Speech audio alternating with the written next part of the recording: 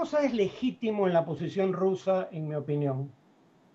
Uno, aunque ahora algunos lo nieguen, los documentos desclasificados lo prueban. Documentos desclasificados del gobierno de los Estados Unidos y de otros gobiernos occidentales demuestran que cuando se negociaba la reunificación alemana entre Estados Unidos y sus aliados europeos por un lado y la Unión Soviética bajo Mikhail Gorbachev por otro, en 1990, se le prometió formalmente a Gorbachev, aunque no se puso por escrito, que esa iba a ser la única ampliación hacia el este de la OTAN, la Organización del Tratado del Atlántico Norte, la alianza militar liderada por Estados Unidos.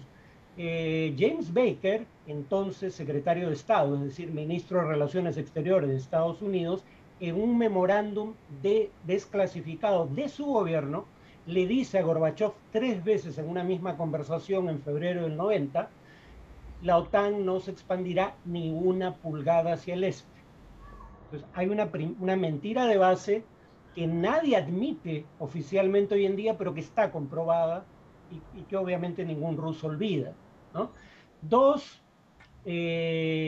Rusia alega, y lamentablemente también hay evidencia en favor de ese alegato, aunque no tan concluyente, que la caída del gobierno de Yanukovych, un gobierno corrupto pero electo, en 2014, cuando decide no firmar un acuerdo de asociación con la Unión Europea para firmar un acuerdo equivalente con Rusia y otras repúblicas soviéticas, fue derrocado con intervención tanto de Estados Unidos como de grupos de extrema derecha que fueron aliados del fascismo durante la ocupación nazi de la Unión Soviética en la Segunda Guerra Mundial.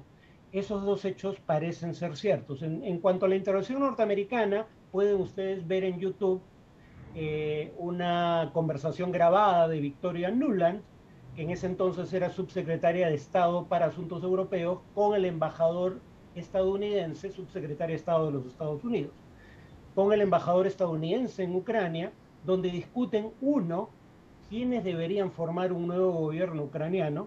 Ella dice, por ejemplo, Klitschko, un boxeador que había sido campeón mundial y que ahora era congresista, no debería formar parte de ese gobierno, lo dice explícitamente. Y cuando el embajador menciona el hecho de que la Unión Europea no apoyaba la injerencia norteamericana en el proceso político ucraniano, al menos no la forma en que ésta estaba adquiriendo, su respuesta, y cito, y estas no son mis palabras, disculpen, fuck the EU, o sea, al diablo con la Unión Europea, ¿no?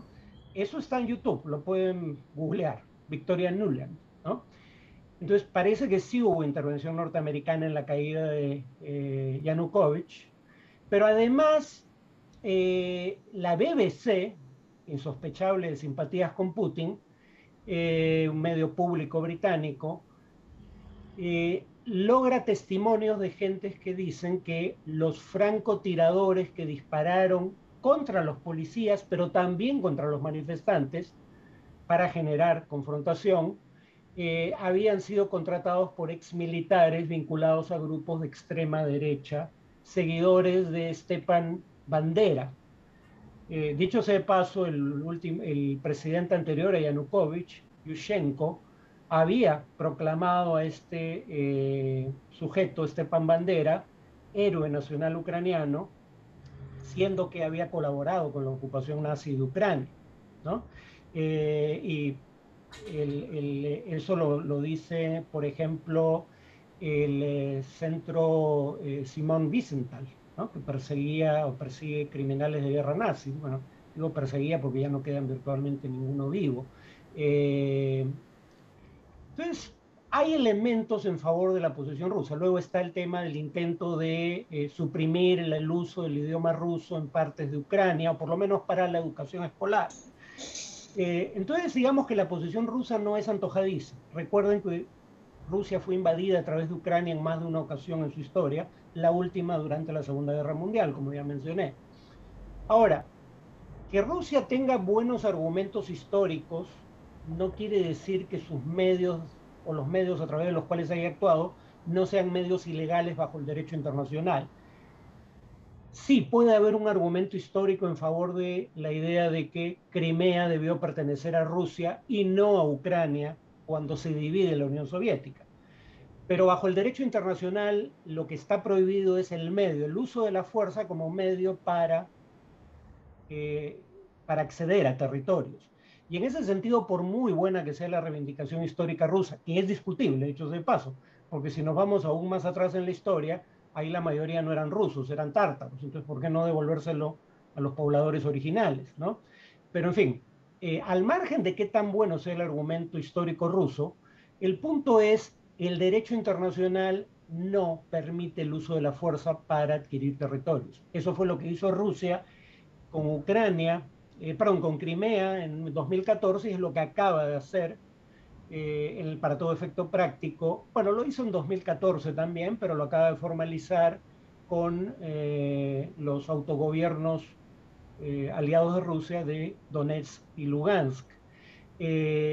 ¿Por qué digo que se viola acá el derecho internacional? No solo por la Carta de las Naciones Unidas que prohíbe el uso de la fuerza, sino porque la propia Rusia firmó el llamado Memorándum de Budapest, que reconocía las fronteras de Ucrania, incluyendo toda la provincia o la región del Donbass y la península de Crimea. Entonces, Rusia no solo viola normas generales del derecho internacional, viola un acuerdo internacional suscrito por su propio gobierno. O sea, lo que quiero decir aquí es que, como suele ser habitual en los temas de política internacional, y con esto termino, esto no es blanco y negro, ¿no? Hay múltiples matices. La responsabilidad fundamental de lo que está ocurriendo ahora, sin embargo, la tiene el gobierno de Vladimir Putin.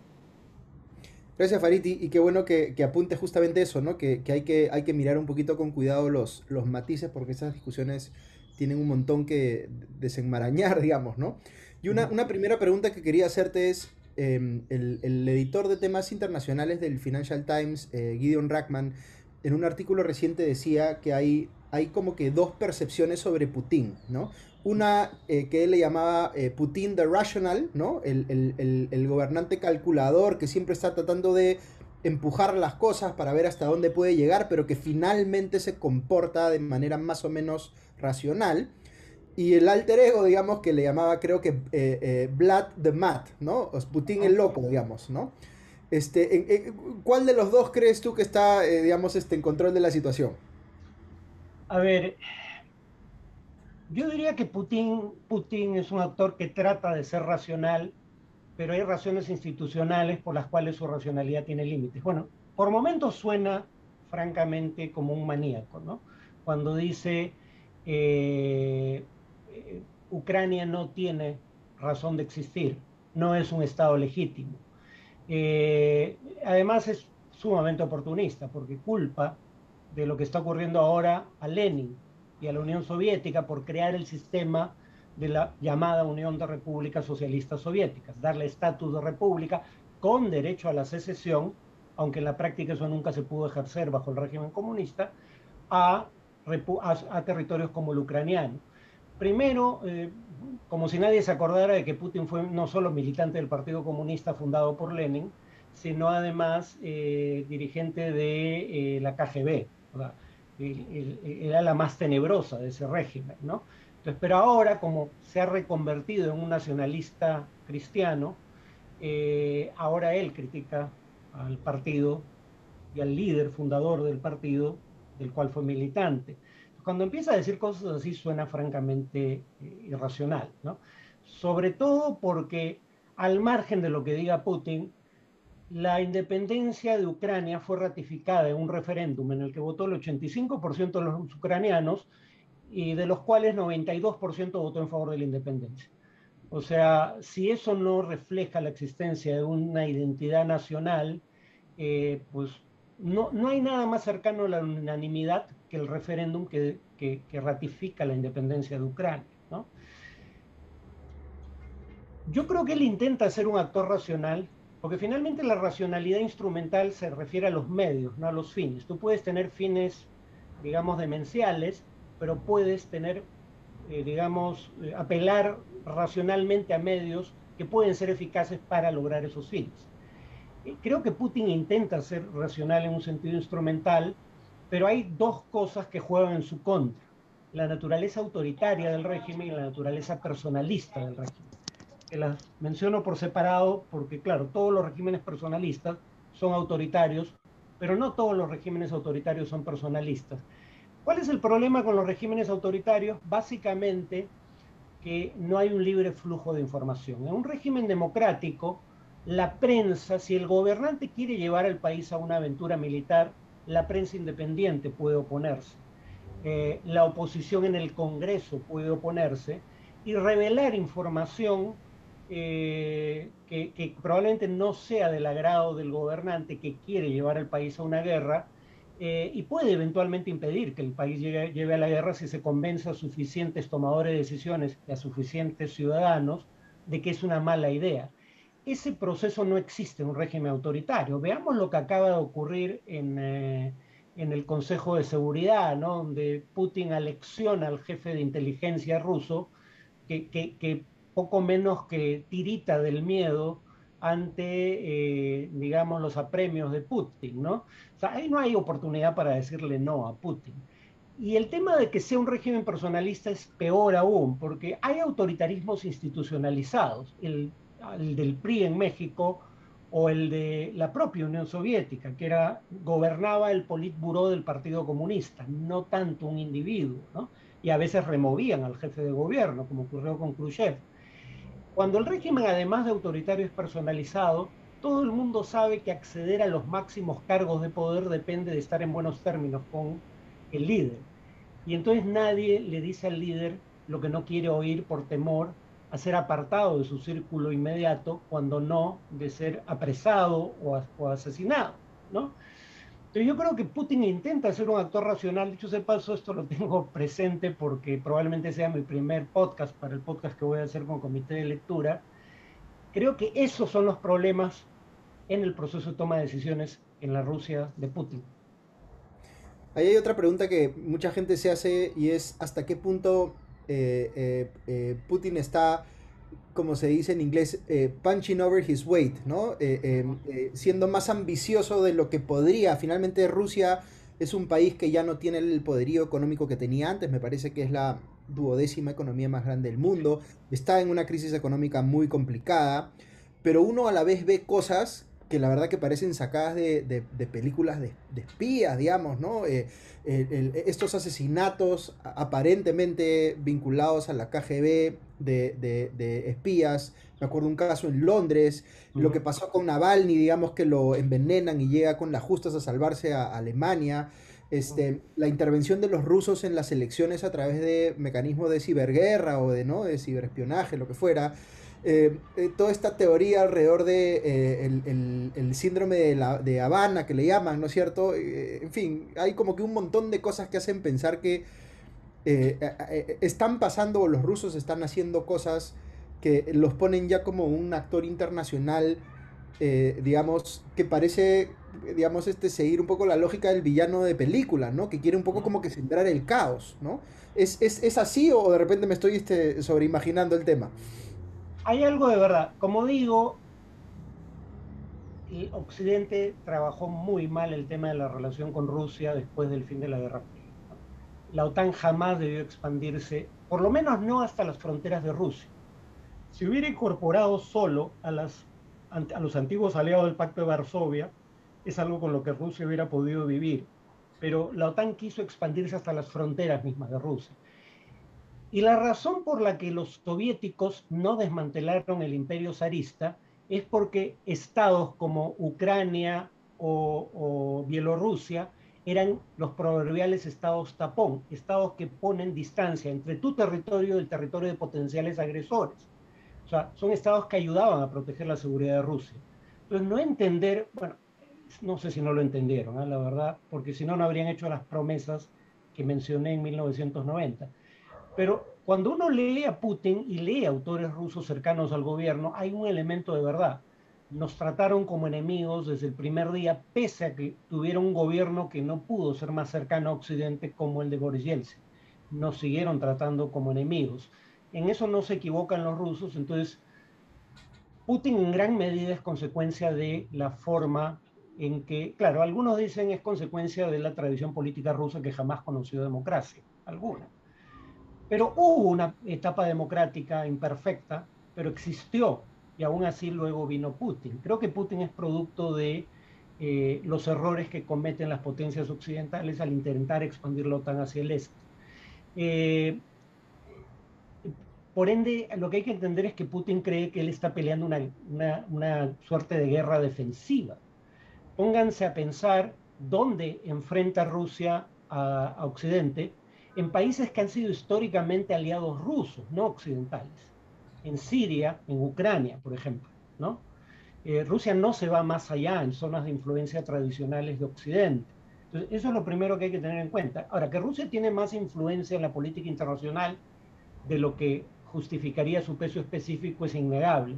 Brasil tiene una economía más grande que la rusa. La rusa es decir, la 12ª economía del mundo, si no me equivoco. La soviética era la segunda, pero muy lejos de Estados Unidos. 44% más o menos del PBI norteamericano. La economía rusa actual es 7.5% del PBI norteamericano. El estado de Texas, si fuera un estado independiente, tendría un PBI mayor que el ruso. En cuanto a gasto de defensa, pero ahí está el truco, el gasto de defensa ruso es infinitamente inferior al norteamericano. Estados Unidos tiene un gasto de defensa superior al de los 8 países que le siguen a nivel de gasto combinados, la mayoría de los cuales son aliados estadounidenses de la OTAN, ¿no? Pero, ahí está el pero, la Unión Soviética sigue teniendo más armas nucleares, salvo por Estados Unidos, más armas nucleares y más misiles para hacerlas llegar a potenciales destinos que todo el resto del mundo combinado, ¿no? Y Rusia sigue siendo un gran fabricante de armamento.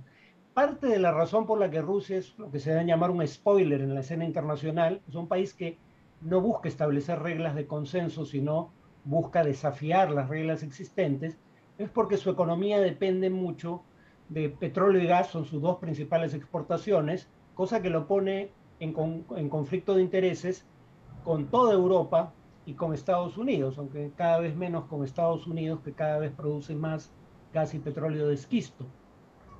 Pero históricamente, lo que le conviene a buena parte de la economía mundial no le conviene a Rusia, un precio bajo del petróleo y del gas, y viceversa, ¿no?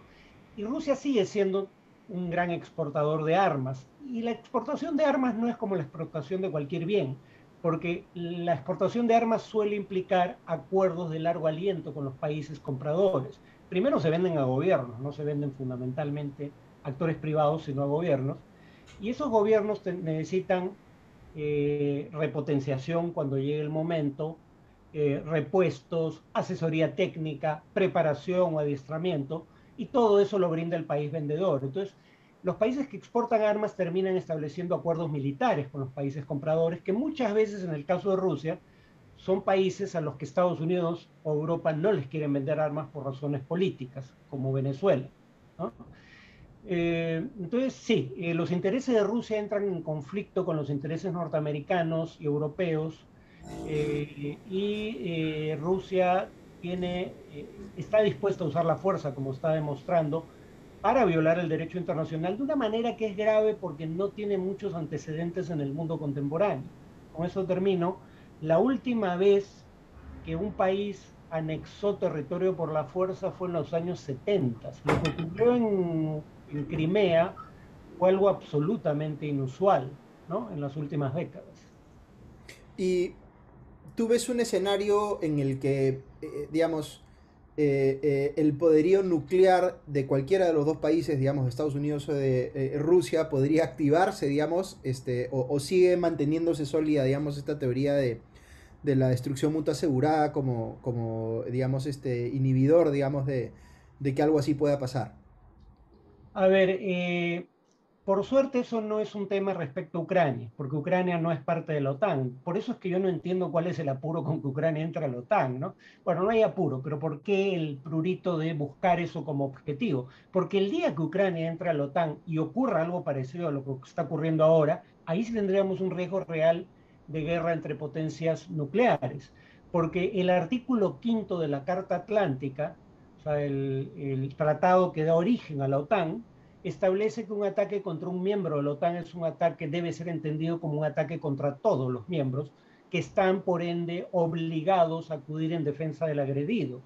Como Ucrania no es parte de la OTAN, una intervención rusa en Ucrania no genera, no activa ese mecanismo. Pero si Ucrania se integrara en la OTAN, estaríamos en un escenario distinto. Claro, lo que algunos dicen es, si Ucrania ya estuviera en la OTAN, esto nunca hubiera pasado. O sea, pero esto pasa por el error de la OTAN de decir en 2008, no ahora, en 2008, damos la bienvenida a las aspiraciones euroatlánticas de Ucrania y Georgia, que eventualmente serán miembros de la OTAN, pero luego, como el ingreso a la OTAN requiere unanimidad de los integrantes, por presiones de Francia y Alemania, que tienen poder de veto, todos los estados tienen poder de veto, se ha ido postergando la decisión de incorporar a Ucrania, ¿no? Entonces, la paradoja es que la OTAN ha creado lo que los economistas llaman estímulos perversos, ¿no? Incentivos perversos. Porque por un lado ha dicho que va a admitir a Ucrania en la OTAN, pero ha ido posponiendo durante 14 años esa admisión. Lo que Rusia entiende es que si va a hacer algo respecto a la posibilidad de que Ucrania entre a la OTAN, lo tiene que hacer antes de que entre, no después, ¿no? Eh, por eso yo creo que cuando menos habría que garantizarle a Rusia, pero yo no sé si eso ya baste para Rusia y tampoco sé si esté dispuesto a ofrecerlo ya la OTAN, que el tema se va a seguir posponiendo indefinidamente. Ya Alemania había dicho que no era un tema en agenda, un poco implicando que en caso de que se sometiera a votación, votaría en contra y vetaría el ingreso de Ucrania. Pero probablemente se necesiten certezas de ese tipo de Estados Unidos por escrito y no solo de Alemania. Y quiero preguntarte también sobre los chinos, ¿no? Que han tenido algunas declaraciones, digamos, que se percibieron como respaldo a la posición rusa, pero tampoco es como que un respaldo al 100%. Entonces, ¿No? ¿cuál es el rol que juegan los chinos en este conflicto? Algunos dicen, y yo estoy de acuerdo con ellos, es que este es un nuevo momento kissingeriano. ¿Por qué? Porque Kissinger fue quien se dio cuenta en la década del 70 de que había tantas cosas que enfrentaban a rusos y chinos, o soviéticos y chinos, como las que los unían. Yo no estoy seguro de que eso siga siendo del todo cierto, pero en ese momento Kissinger es el que le propone a Nixon viajar a China y Estados Unidos deja de reconocer a Taiwán. Estados Unidos hasta ese momento reconocía a Taiwán no solo como un estado independiente, lo reconocía como el gobierno legítimo de la China continental, no solo de la isla de Taiwán. Y era el país que ocupaba en representación de China un lugar en las Naciones Unidas. El año 72 Estados Unidos propone expulsar a Taiwán de la ONU, deja de reconocer, bueno, si lo reconoce como Estado independiente o no es discutible, pero acepta que salga de la ONU, acepta que China Popular entre, la República Popular China entre en su reemplazo, pero de ese modo establece una cuña entre las dos grandes potencias comunistas, ¿no? Algunos creen que hay espacio para hacer lo mismo. Uno, cuando preguntaste sobre por qué Rusia era un spoiler, no usaste la palabra, la usé yo, pero fue lo que implicaste, lo que hay que entender es que Rusia lo es por las razones indicadas, pero China no lo es. China no quería salir del sistema de Bretton Woods, quería tener más peso en el sistema de Bretton Woods. China ha crecido como potencia exportadora desde que entró a la Organización Mundial de Comercio, claro, la OMC. Eh, China apoyó sanciones contra Irán, Corea del Norte y Libia, ¿no? Entonces, China tiene un perfil totalmente distinto. China y Estados Unidos discuten por cuáles deben ser las reglas de juego en el sistema internacional, pero comparten algunas reglas de juego, ¿no? China tiene más empeñado en la OMC que el propio Estados Unidos. Quien ha debilitado a la OMC últimamente es Estados Unidos, al quitarle el quórum a la instancia de apelaciones en controversias comerciales, no China, que se beneficia más en este momento de la OMC que el propio Estados Unidos. Entonces, siendo países que tienen diferencias, tienen mucho más en común que lo que puede tener cualquiera de ellos con Rusia, salvo que Estados Unidos ha decidido que llevar a cabo lo que denomina un pivot al Asia para contener el crecimiento de China, al menos así lo ven los chinos, y tiene este conflicto comercial con China. El punto es que esas diferencias probablemente no sean tan grandes como para impedir una nueva misión que intente separar a China de Rusia. Y China en esta coyuntura ha dado señales muy esperanzadoras, porque ha dicho, lo acaba de decir el sábado el ministro de Relaciones Exteriores, que China está a favor de preservar la soberanía y la integridad territorial de todos los estados, y para que no haya duda sobre a qué se refería, dijo, y Ucrania no es una excepción. China no ha reconocido la anexión de Crimea por parte de Rusia. Entonces, hay espacio para acercarse a China y hacer que China juegue un rol positivo respecto a Rusia que nadie puede jugar, precisamente porque Rusia confía en que en caso de que lo peor llegue a pasar, por ejemplo, un corte de los flujos de gas que Rusia exporta a Europa, China sea quien empieza a comprar ese gas, aunque en lo inmediato es imposible, pero a mediano y largo plazo, y quien pueda ayudar a sostener la economía rusa en tanto se resuelva la crisis de Ucrania. O sea, por eso, porque Rusia depende de China para salir bien librada de su confrontación con Occidente, China tiene una capacidad de presión sobre Rusia mayor que Occidente, y es algo que Occidente podría usar en su favor, pero claro, eso implicaría estar dispuesto también a hacer concesiones a China. Claro, yo me acuerdo que hace, no sé, 10 años se estaba hablando, digamos, de la rivalidad Estados Unidos-China como el principal, digamos, determinante de lo que podía pasar en el siglo XXI, ¿no? Me acuerdo la gente hablaba mucho de la llamada trampa de Tucídides, ¿no? Y Sí, de sí. cómo en la gran mayoría de casos donde ha habido una potencia emergente desafiando una potencia establecida ha terminado en conflicto militar, ¿no?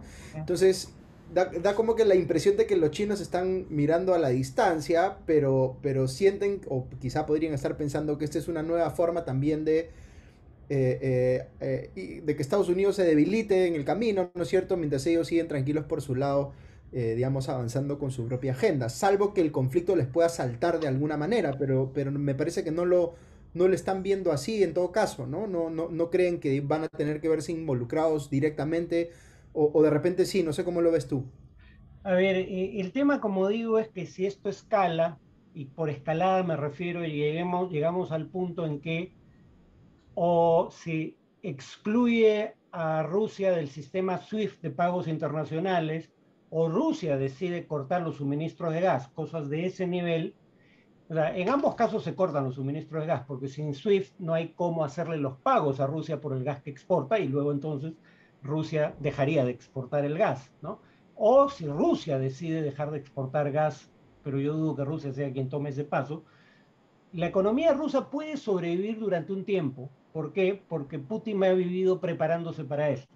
Tiene unos 650.000 millones de dólares en reservas internacionales, que para una economía pequeña en términos relativos como la rusa no es poco, ¿no?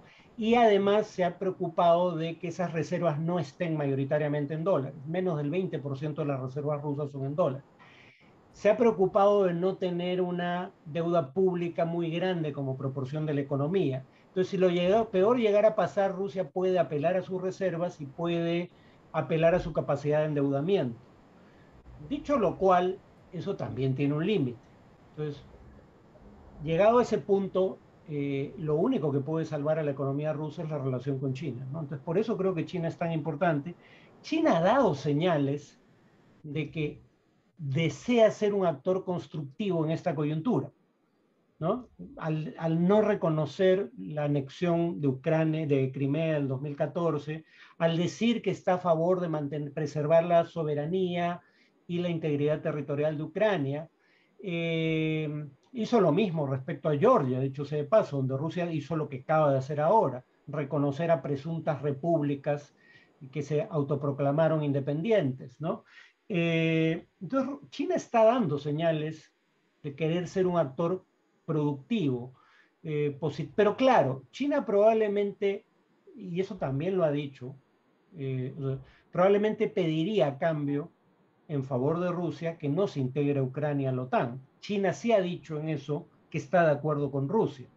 por razones obvias, porque China tampoco quiere a las tropas de Estados Unidos cerca de sus fronteras. Estados Unidos acaba de establecer una alianza militar enfrentada a China en el sur del Océano Índico, ¿no? Con Australia y el Reino Unido.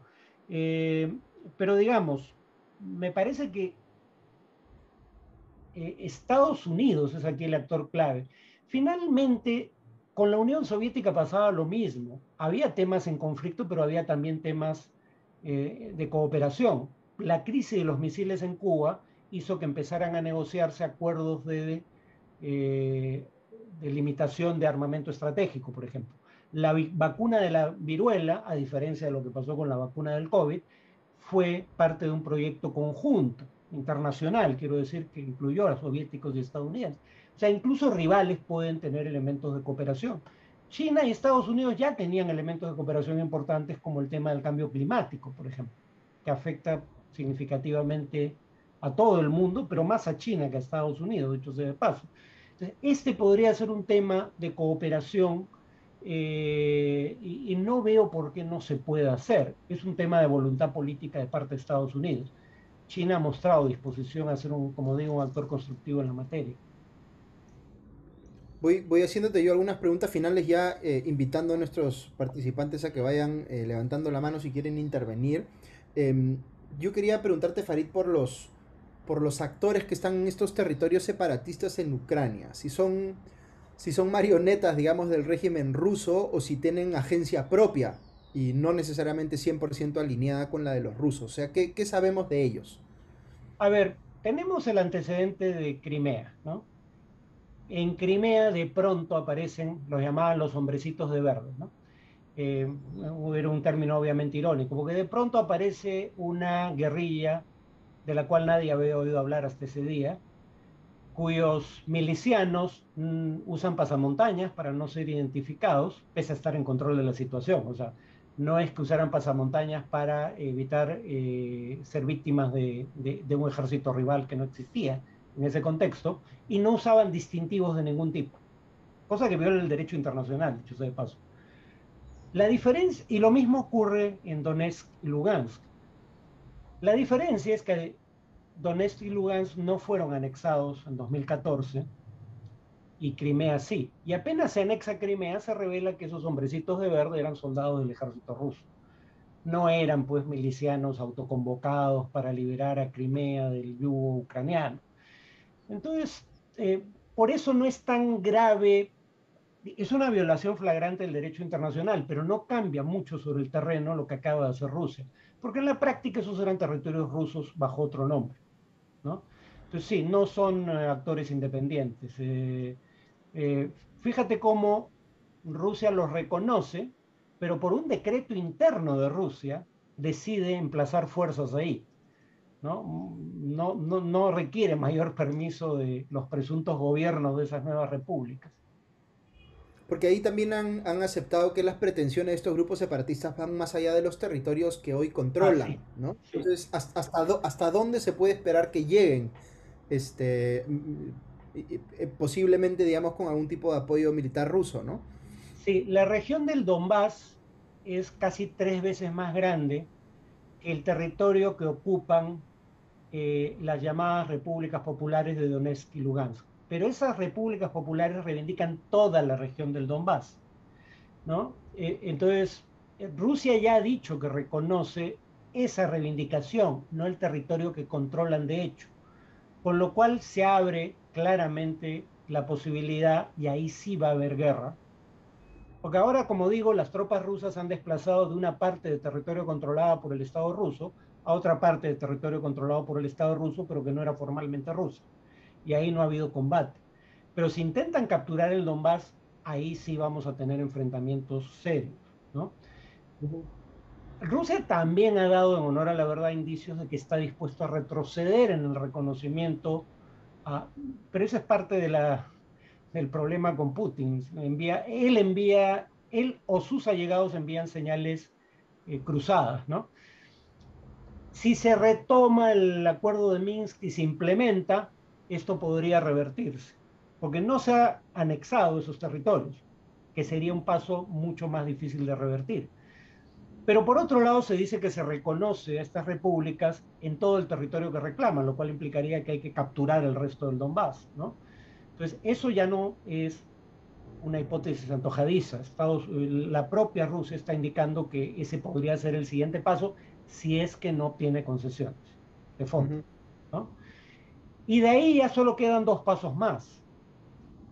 Una vez capturado el Donbass, la pregunta sería, y tal vez lo haga en un solo movimiento, si va a intentar unir el Donbass con Crimea, porque Crimea la anexó, pero Crimea no tiene conexión territorial con Rusia. Se ha tenido que construir un puente sobre el mar de Azov para unir a Crimea y Rusia. Si captura el Donbass, ya solo habría que capturar una pequeña franja en el sureste de Ucrania para unir el Donbass con Crimea, ¿no? Entonces, eso podrían ser o el siguiente paso, Donbass, y el subsiguiente, esa franja hasta Crimea, o podría ser un solo paso.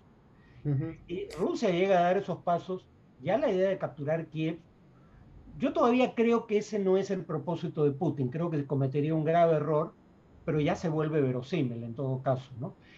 ¿Por qué creo que no es verosímil todavía? Primero, porque si bien Rusia tiene la capacidad material para capturar la capital de Ucrania, la razón fundamental por la que no creo que quiera hacer eso es porque conoce la historia de su país y sabe lo que les pasó cuando tuvieron que enfrentar a una insurgencia en Afganistán respaldada por Estados Unidos, ¿no? Y bueno, lo que acaba de pasarle a Estados Unidos en Afganistán. Y cuando Estados Unidos ocupaba Afganistán, no había ningún estado del mundo que le diera apoyo al movimiento talibán. Mientras que si hubiera una ocupación de territorio ucraniano, Estados Unidos ya ha dicho que va a apoyar una insurgencia contra la ocupación rusa.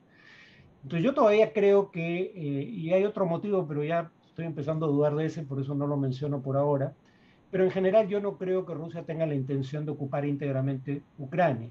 Eh, ahora, apostaría mi dinero a que no va a ocurrir, ya estoy empezando a dudarlo. Si invade el Donbass, el resto del Donbass, ya estamos en terra ignota, ya hay casi cualquier cosa puede pasar. Claro, ahí Kiev está más cerca de la frontera con Bielorrusia, que tiene de gobernante a este otro personaje medio lunático, ¿no es cierto? Lukashenko, llamado el último dictador de Europa, me parece. La otra pregunta que te quería hacer, y ahí sí yo me quedo porque ya tengo varias manos levantadas, es, ¿los bálticos, por ejemplo, deberían tener alguna razón para preocuparse o están ellos fuera, digamos, del ámbito de influencia de este conflicto? Tienen la gran ventaja que ya son miembros de la OTAN. Entonces Rusia, en caso de meterse con ellos, se mete con la OTAN y ahí se activa el artículo quinto al que hice mención. Por eso las acciones de Rusia son en Georgia o Ucrania, países que han sido invitados a iniciar el proceso de acceso a la OTAN, pero que 14 años después de emitida esa invitación siguen sin ser parte de la OTAN, a los que se puede atacar con relativa impunidad en el sentido de que la OTAN ya ha dicho que no va a activar el artículo quinto por países que no son miembros, o sea, no tiene razón para hacerlo. Ujú. Sí, es curioso, yo las pocas amistades que tengo de esos países los veo muy, digamos, dispuestos en sus redes sociales a salir a hablar en contra de Rusia, ¿no? Es como que hay una suerte de solidaridad con los ucranianos muy, muy fuerte, ¿no?